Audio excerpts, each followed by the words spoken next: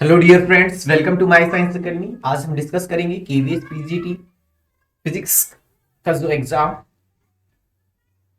उसमें जो physics portion है उससे 100 क्वेश्चन आने वाले। यदि केवीएस पीजीटी एग्जाम के इस पैटर्न की बात करें, इसमें 4 पार्ट में डिवाइड किया है। इसमें जो 3 पार्ट हैं उसमें Hindi, English, general awareness, reasoning, computer literacy, etc के क्वेश्चंस होंगे। और जो हमारा पार्ट 4 होगा, पार्ट 4 में सब्जेक्ट वाइज, तो इसमें फिजिक्स के 100 क्वेश्चन होंगे। एक क्वेश्चन 1 मार्क्स का होगा और नेगेटिव मार्किंग इसमें है नहीं। तो देखिए, जो पीजीटी का एग्जाम है फिजिक्स का, तो वेव्स एंड साउथ से किस तरह के महत्वपूर्ण क्वेश्चन आगामी एग्जाम के लिए बन सकते हैं, तो इस वीडियो में मैंने प्रीवियस ईयर में वेव्स एंड साउंड से आए हुए जो वेरियस एग्जाम है उनके क्वेश्चनों को इंक्लूड किया है, जो कि आपके केवीएस के एग्जाम के लिए भी इंपॉर्टेंट होंगे। और जो सभी प्रश्न हैं उनका हम डिटेल से सॉल्यूशन करेंगे। तो आइए स्टार्ट करते हैं वेव्स एंड साउंड। तो देखिए, फर्स्ट क्वेश्चन है आपका, लंबी स्प्रिंग में निम्न तरंगे उत्पन्न की जा सकती है। तो देखिए, फर्स्ट ऑप्शन है हमारा अनुदैर्घ्य तरंगे, बी है अनुप्रस्थ तरंगे, सी है केवल अप्रगामी तरंगे, और डी है दोनों अनुदैर्घ्य एवं अनुप्रस्थ तरंगे।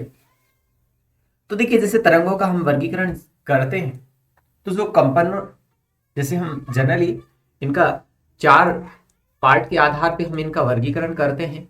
एक तो जैसे कि माध्यम के आधार पे वर्गीकरण करते हैं, दूसरा हम करते हैं जो कंपनों के आधार पर, तीसरा हम जो वर्गीकरण करते हैं इनका दिशा के आधार पर, और जो चौथा वर्गीकरण करते हैं ऊर्जा संचरण के आधार पर।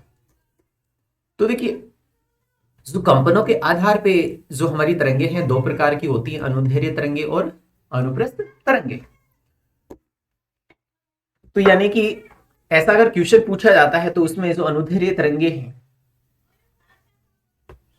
उनमें होता है संपीड़न और विलयन, और इनके एग्जाम्पल आप ध्यान रख सकते हैं।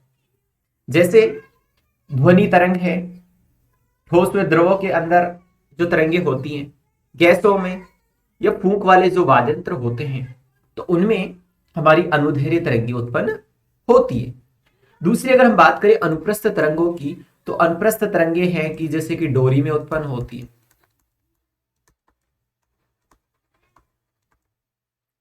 या फिर जो वाद्यंत्र है उनमें उत्पन्न होती हैं, या जो ठोस या द्रव की सतह है उनमें उत्पन्न होती हैं, ठोस व द्रव की सतह पे। अब देखिए, तो लंबी स्प्रिंग में निम्न तरंगे उत्पन्न होंगी। तो लंबी स्प्रिंग में अनुप्रस्थ तरंगे भी उत्पन्न होती हैं और अनुदैर्घ्य तरंगे भी उत्पन्न होती है, क्योंकि जो अनुदैर्घ्य तरंगे होती है उसमें होता है संपीड़न और विरलन, और अनुप्रस्थ तरंगों में होते हैं स्रंग और गर्त। तो इसमें जो हमारा राइट ऑप्शन होगा डी होगा, क्योंकि इसमें अनुदैर्घ्य तरंगे और अनुप्रस्थ तरंगे दोनों उत्पन्न होंगी। देखिए, सेकंड क्वेश्चन है, ध्वनि के वेग से अधिक गतिशील वस्तुएं कहीं जाएंगी। तो देखिए, मानव के सुनने की रेंज होती है 20 हर्ट्ज से 20 किलो हर्ट्ज के बीच में।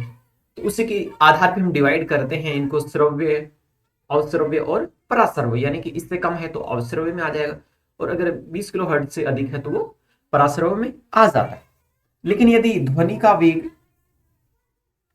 कोई वस्तु है उसका वेग यदि ध्वनि के वेग से अधिक हो जाए तो उसे हम क्या कहते हैं, पराध्वनिक कहते हैं। तो इसमें हमारा राइट ऑप्शन होगा पराध्वनिक, यानी कि सुपरसोनिक। अब देखिए, एक न्यूमेरिकल है, 1200 हर्ट्ज तारत्व का एक स्रोत एक स्थिर प्रेक्षक की ओर 50 मीटर प्रति सेकंड के वेग से जा रहा है। यदि ध्वनि का वेग 350 मीटर प्रति सेकंड है तो प्रेक्षक को प्रतीत होने वाली आवृत्ति होगी। तो देखिए, इसमें स्रोत और जो प्रेक्षक है उसके मध्य आपेक्षिक गति हो रही है, ये डॉपलर का जो इफेक्ट है उससे क्वेश्चन ठीक हो रहा है। यानी कि ये जो सोर्स है ये जा रहा है 50 मीटर प्रति सेकंड की वेग से, जो हमें दे रखा है, और ये हमारा प्रेक्षक है जो क्या है, स्थिर है। तो इस कंडीशन में जो हमारे आवर्ती के लिए फॉर्मूला होगा N S equal to N, ये जो इसकी स्रोत की आवर्ती होगी, और p जो वेग, ध्वनि का वेग हमें अगर दे रखा है तो उसको यूज कर लेंगे, वरना हम जैसे 330 मीटर प्रति सेकेंड इतना मान लेते। तो इसमें दे ही रखा है ध्वनि का वेग 350 मीटर प्रति सेकेंड है। तो ये वैल्यू पुट कर लेते हैं। एस क्या है, सोर्स है, उसका वेग है, तो ये 50 मीटर प्रति सेकेंड है। तो इसको पुट करते हैं तो ये हमारे पास 1400 हर्ट्ज आ जाता है। देखिए इससे रिलेटेड न्यूमेरिकल आपसे पूछे जा सकते हैं। अब देखिए समुद्र के पैंदे पर एक विस्फोट होता है तो जल में उत्पन्न तरंगे होंगी। तो देखिए जब जल में उत्पन्न तरंगे कैसी होंगी, तो इसमें होंगी अनुदैर्घ्य भी, क्योंकि अनुदैर्घ्य तरंगे संपीड़न और विलयन के कारण होती है। जैसे ही समुद्र में विस्फोट होगा तो उससे तरंगे इस तरह से गमन करेंगी अनुदैर्घ्य तरंगों के रूप में। और अप्रगामी तरंगे होंगी, कि अप्रगामी तरंगे जिसमें कोई ऊर्जा नहीं होती, यानी कि जिसमें ऊर्जा का संचरण नहीं होता।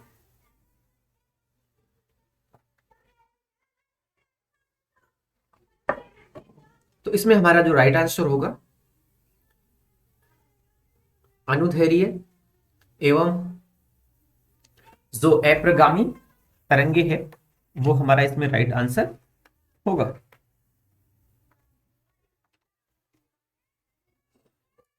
सॉरी, अप्रगामी नहीं, अप्रगामी मिस स्पेल हो गया, अनुदैर्घ्य और अनुप्रस्थ।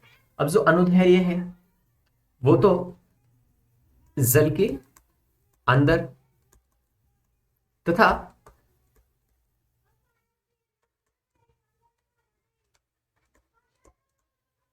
जो अनुप्रस्थ है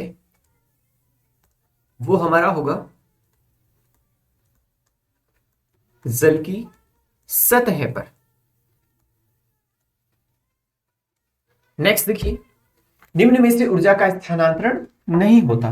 तो जो अप्रगामी तरंगे होती हैं उसमें ऊर्जा का स्थानांतरण नहीं होता है, तो ये राइट ऑप्शन हमारा डी होगा। और बाकी जो सभी तरंगे हैं उसमें ऊर्जा का स्थानांतरण होगा। किसी गैस में ध्वनि का वेग निर्भर करता है। तो देखिए गैस में ध्वनि का वेग है वो निर्भर करता है। तो देखिए जो प्रत्यास्थता गुणांक हम जानते हैं ये कितना होता है, y equal to E upon में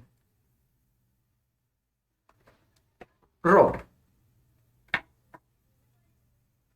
यानी कि जो गैस का घनत्व है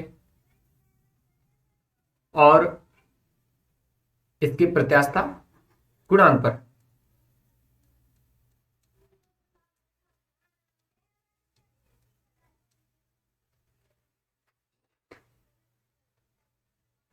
यानी कि इसको हम ये लिख सकते हैं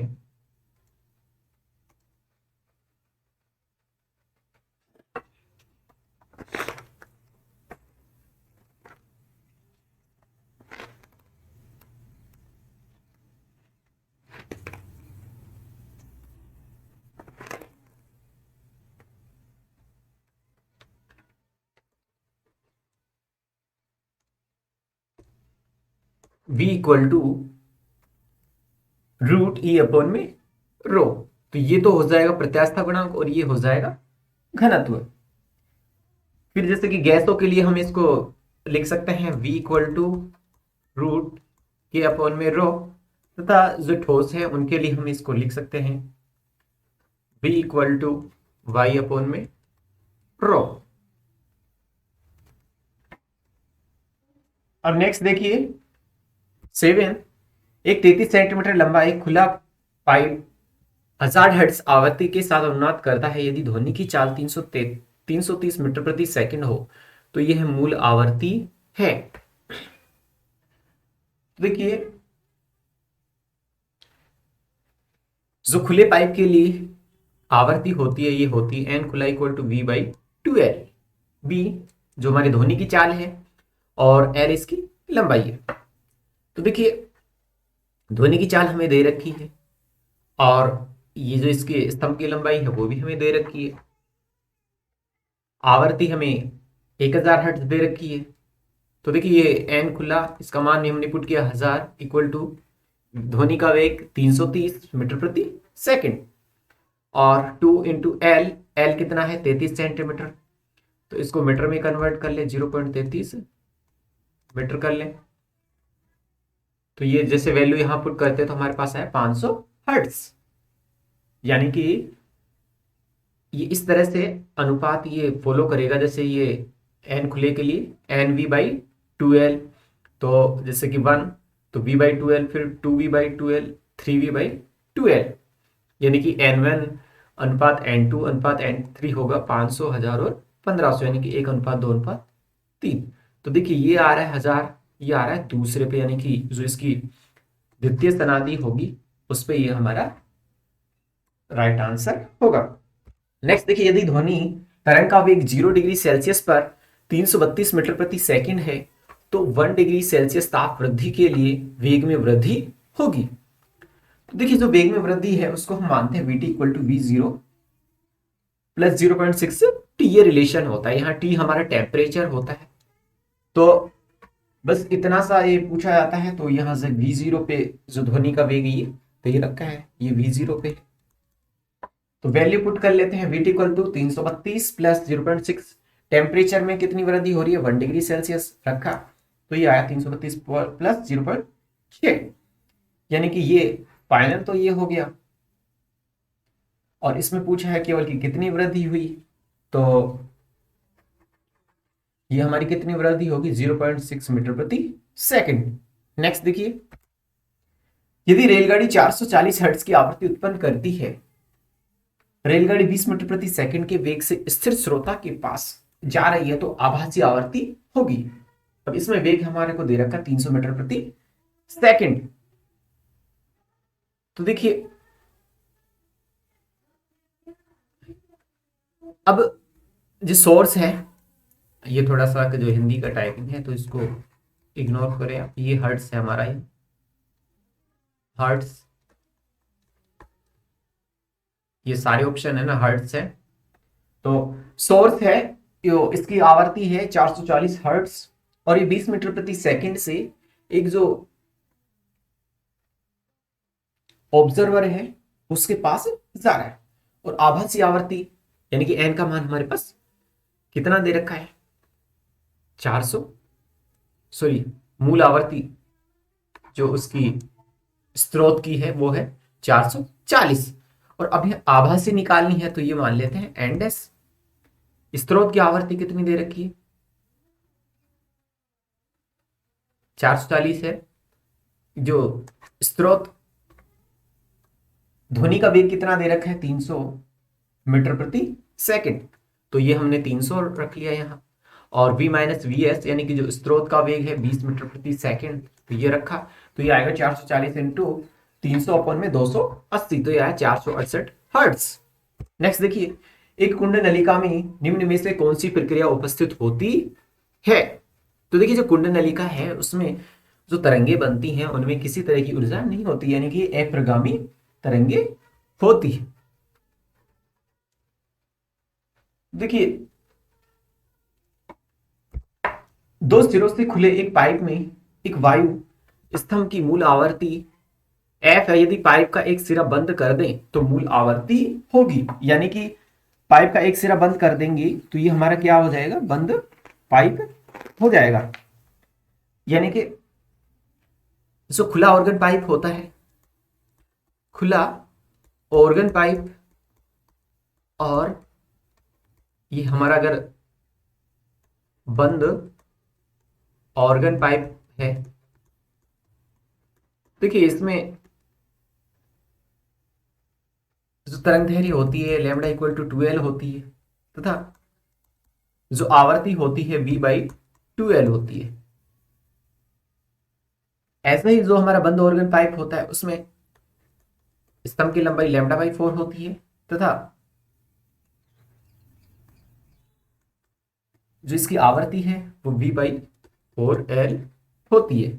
यानी कि पाई का एक सिरा बंद कर देंगे तो मूल आवृत्ति क्या होगी, ये पहले की क्या हो जाएगी, दुगनी हो जाएगी। जैसे ये V/2L है और इसको एक सिरा बंद करने पे ये क्या होगा, आवृत्ति दुगनी हो जाएगी इसमें। जैसे यहाँ क्या है 4L है तो ये 2F हो जाएगी।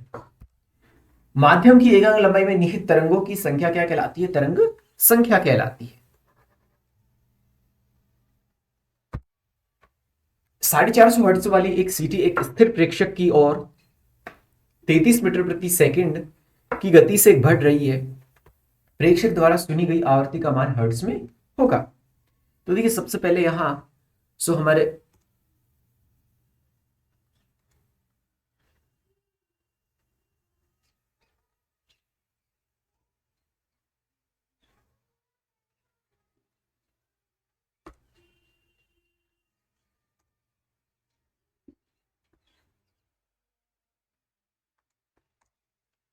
जो 450 हर्ट्ज वाली एक सीटी स्थिर प्रेक्षक की ओर, यानी कि हमारा जो प्रेक्षक है वो स्थिर है। जो ये डॉपलर इफेक्ट है इसके 9 से 10 केस बनते हैं, तो उस 10 केस के जैसे आप फॉर्मूले एक बार लर्न कर लेंगे तो उसके बाद ये कोई भी क्वेश्चन हो तो उसमें आपको प्रॉब्लम नहीं आएगी। तो देखिए सोर्स है, इसकी आवृत्ति दे रखी है 450 हर्ट्ज और ये 33 मीटर प्रति सेकंड के वेग से प्रेक्षक की ओर बढ़ रहा है। तो सुनी गई आवृत्ति का मान होगा, यानी कि एन डैश का मान हमको निकालना है। एन का मान हमें दे रखा है, वी का मान, ध्वनि का वेग हमें जनरली 330 ले लेंगे तो 330, वीएक्स दे रखा है तो इसको पुट किया तो 500 हर्ट्ज आएगा, यानी कि डी ऑप्शन हमारा राइट होगा। नेक्स्ट देखिए, प्रेक्षक ध्वनि के वेग से स्थिर स्रोत से दूर जा रहा है तो आभासी आवृत्ति सुनाई देगी। तो देखिए जो हमारा प्रेक्षक है अगर ध्वनि के वेग से गति करेगा तो उस कंडीशन में डॉपलर इफेक्ट नहीं लागू होगा, यानी कि आभासी आवृत्ति कितनी होगी, शून्य होगी। यानी कि डॉपलर इफेक्ट की क्या सीमाएं हैं कि जब स्रोत व श्रोता स्थिर हो, स्रोत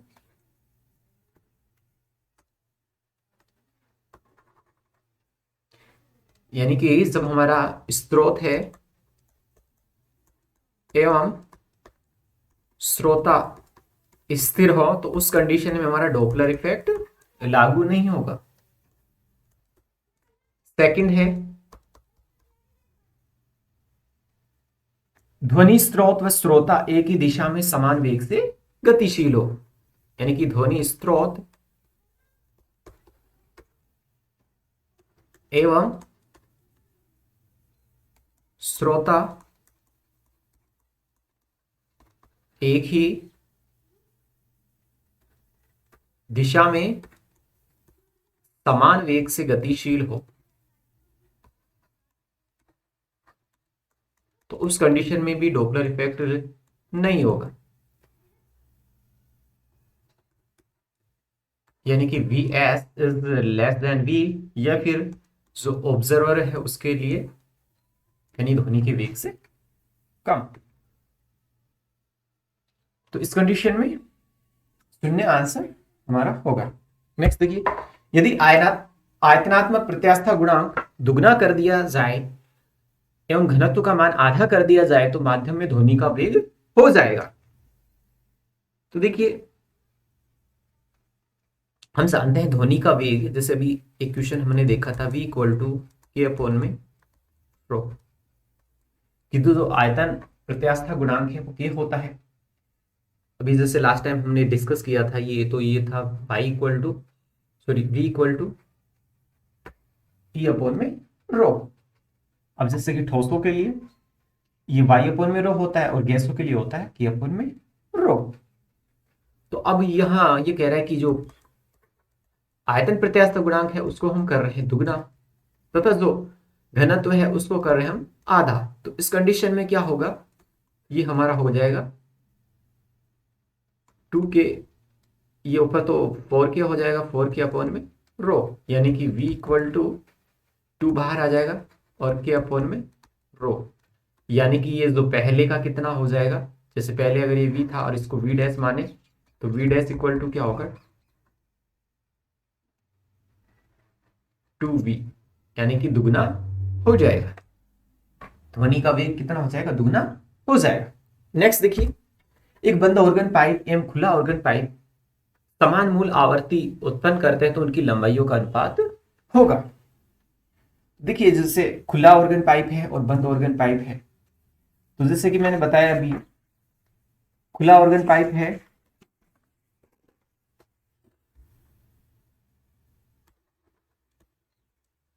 और ये है क्लोज्ड ऑर्गन पाइप,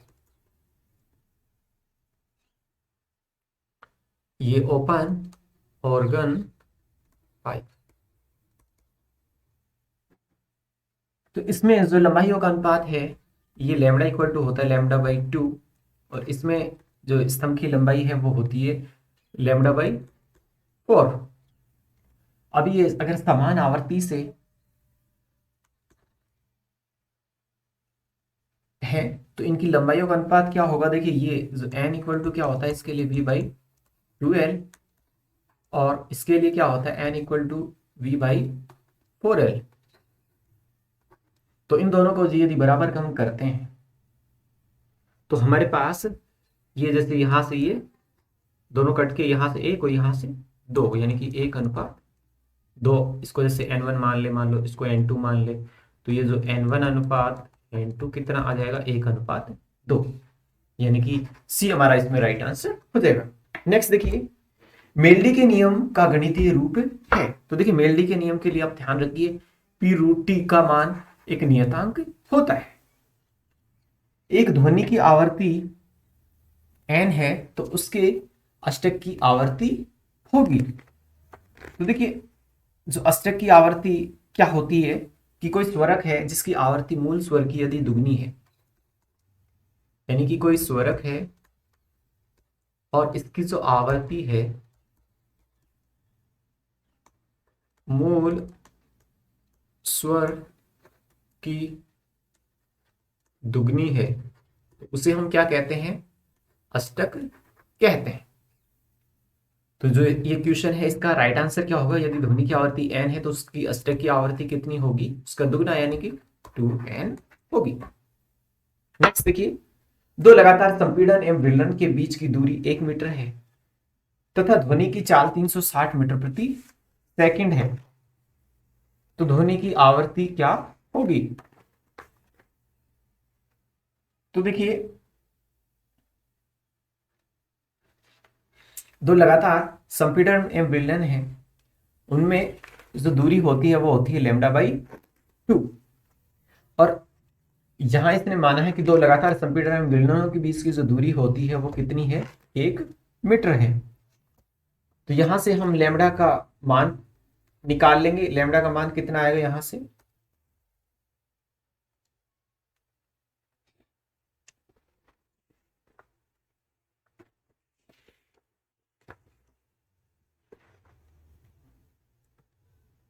लैम्डा का मान आया 2।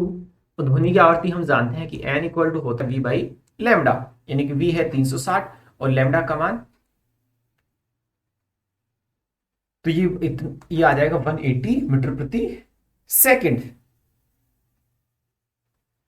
यानी कि एक सुरंग, एक गर्त या एक संपीड़न, एक विलयन, इनके बीच की जैसे दूरी पूछे तो वो लैम्डा के इक्वल, ये दो क्रमागत सुरंगों या फिर दो क्रमागत गर्तों के बीच की दूरी पूछे तो वो लैम्डा होती है, या फिर दो क्रमागत संपीड़नों या दो क्रमागत विलयनों के बीच की दूरी कितनी होती है? लैम्डा होती है। नेक्स्ट देखिए, एक स्वरित्र को दूसरे 256 आवर्ती के स्वरित्र के पास लाने से प्रति सेकंड 4 विस्पंद मिलते हैं। जब उसे 250 हर्ट्ज आवर्ती वाले स्वरित्र के पास लाने से प्रति सेकंड 2 विस्पंद मिलते हैं तो स्वरित्र की आवर्ती क्या होगी? तो देखिए अलग अलग जैसे मान लो पूछता है कि जैसे कि एक स्वरित्र है उसको दूसरे स्वरित्र, इस स्वरित्र की आवर्ती हमको पता नहीं है, के पास लाने पर प्रति सेकंड 4 विस्पंद सुनाई देते हैं। विस्पंदों की संख्या बता रखी है, 4 विस्पंद है, यानी कि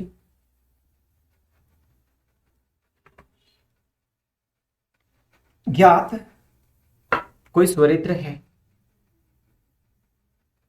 और इसमें ये क्वेश्चन तो ऐसे नहीं पूछा है कि ज्ञात स्वरित्र है उस पर यदि मोम लगा दें या फिर अज्ञात को घिसें, तो जो ज्ञात स्वरित्र है उसके विस्पंद की आवर्ती अज्ञात आवर्ती से बड़ी वाली आवर्ती प्राप्त होती है। यानी कि देखिए ये जैसे कि ये अज्ञात है और ये ज्ञात है, तो इनके एक साथ बजाने पर 4 विस्पंद हमको सुनाई दे रहे हैं, यानी कि 256 प्लस माइनस 4, यानी कि इससे विस्पंद से बड़ी वाली आवृत्ति प्राप्त होगी या छोटी वाली आवृत्ति प्राप्त होगी। तो केवल अगर क्वेश्चन यहां तक पूछा होता और फिर ये इसमें देता कि विस्पंद बढ़ जाते हैं या विस्पंद घट जाते हैं, तो उस कंडीशन में ये अलग टाइप से क्वेश्चन होता। लेकिन जैसे इसमें 2 क्वेश्चन हैं उनको इंक्लूड किया है, यानी कि अब दूसरा क्वेश्चन है कि 250 हर्ट्ज आवृत्ति वाले सूर्यत्र के पास लाने पर प्रति सेकंड 2 विस्पंद मिलते हैं तो सूर्यत्र की आवृत्ति होगी। यानी ये अज्ञात है और ये हमारा क्या है, ज्ञात है। ऐसे ही ये वाला ज्ञात है, ये वाला अज्ञात है।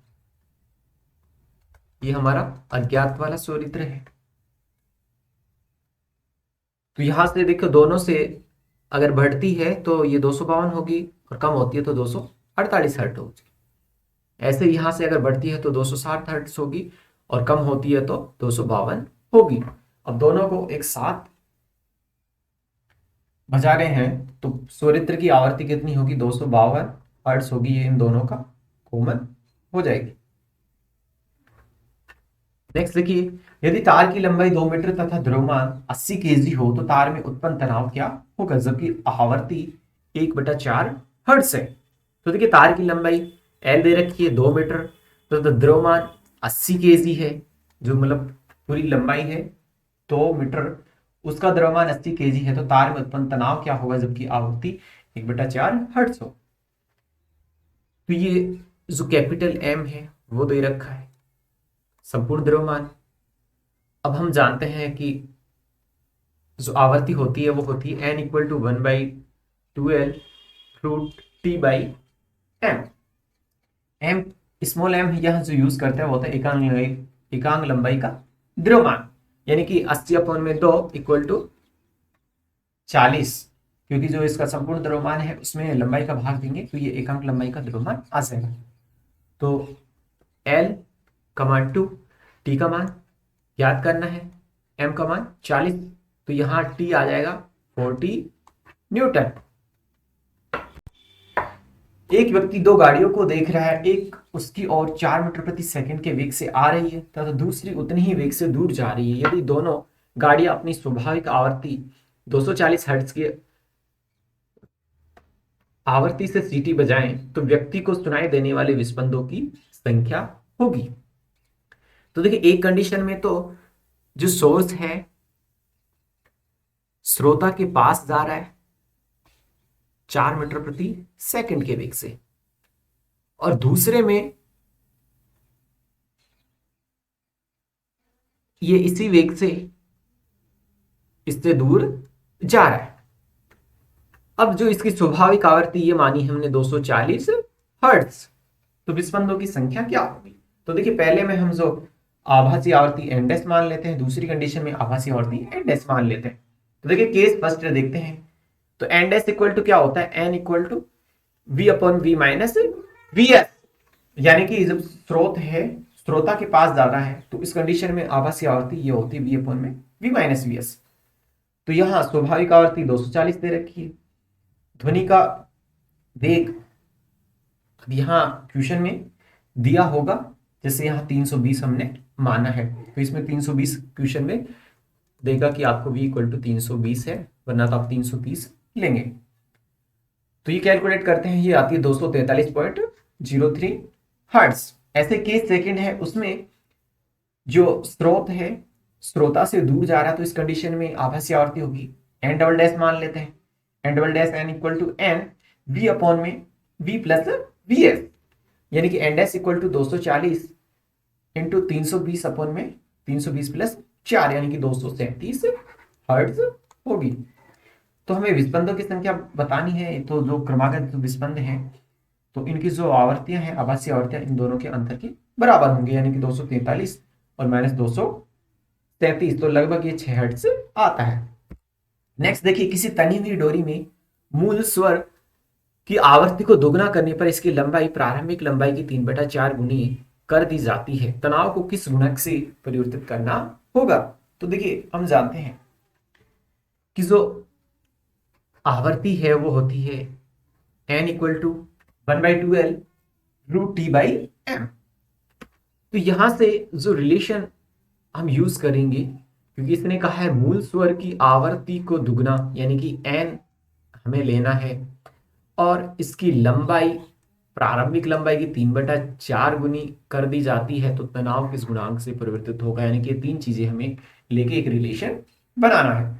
तो देखिए, n समानुपाती रूट टी बाई एल, यानी कि n1 अपन में n2 रूट t1 अपन में t2, और ये अपन में l है तो ये इसको लिख सकते हैं, ये इसका रूट नहीं है ये l का, तो l2 अपन में l1। अब जो प्रारंभिक लंबाई है वो उसका 3/4 हो रही है, यानी कि दुगना करने पर जो प्रारंभिक लंबाई की 3/4 गुनी हो जाती है। और मूल स्वर की आवृत्ति को दुगना किया, यानी कि सो n2 है उसको हमने कर दिया दुगना, यानी पहले का दुगना, तो ये n1 से n1 कट जाएगा, यहाँ से 1/2 बचेगा। तो इसको हम सोल्व करते हैं तो ये आता है 2/3। नेक्स्ट देखिए, एक स्वरमापी के तार और एक स्वरित्र को साथ साथ बजाया जाता है, तो तार की लंबाई 0.49 मीटर से 0.50 मीटर रखने पर 4 विस्पंद प्रति सेकंड सुनाई देते हैं, तो स्वरित्र की आवृत्ति होगी। तो देखिए, वही जो अभी फॉर्मूला था कि n equal to 1/2L root T by M. तो इसी से जो विस्पंद है उनकी आवृत्ति चेंज हो रही है और तार की लंबाई है उसके अकॉर्डिंग हो रही है। तो ये फॉर्मूला हम यूज कर लेते हैं, या n समानुपाती 1/L। तो 4 विस्पंद बढ़े हुए सुनाई देते हैं जब हम लंबाई बढ़ा रहे हैं, यानी कि L1 हम मान लेते हैं 0.49 मीटर और L2 मान लेते हैं 0.50 मीटर। तो यहां से ये रिलेशन होगा, यानी कि n1 अपन में n2 इक्वल टू L2 अपन में L1। तो यहां के अकॉर्डिंग हम लिख सकते हैं n1 अपन में n2 इक्वल टू L2 अपन में L1। तो n1 में 4 विस्पंद बढ़े हैं, यानी कि n+4 और n-4, तो इनका मान रखा 0.50 अपन में 0.49। तो इसको जब हम सोल्व करते हैं 396 कंपन प्रति सेकंड आता है। अब नेक्स्ट देखिए, तरंग गति में एक कण का अधिकतम वेग तरंग वेग का आधा है, तो तरंग का आयाम क्या होगा? तो देखिए, कण का अधिकतम वेग तरंग वेग का आधा है, ऐसा क्वेश्चन में दिया है। तरंग वेग होता है जिसे हम ओमेगा अपॉन में k के रूप में लिखते हैं। तो ये ओमेगा अपॉन में k है, और जो कण का अधिकतम वेग होता है ये होता है जैसे v मैक्सिमम इक्वल टू होता है a ओमेगा। तो a ओमेगा इक्वल टू ये यहां से जो हमारे पास ये आया ओमेगा अपॉन में 2k, तो यहां से ये कैंसिल, a केवल ओमेगा कैंसिल होगा, तो ये a इक्वल टू आया 1/2k, और k को हम लिख सकते हैं 2 अपॉन में लैम्डा, जो तरंग संचरण नियतांक है। तो यहां से क्या आ जाएगा λ/4। तो ये था वेव्स एंड साउंड के इंपॉर्टेंट एमसीक्यू, और आगे और भी ऐसे एमसीक्यू की सीरीज के लिए आप हमारे साथ बने रहिए। Thanks for watching the video.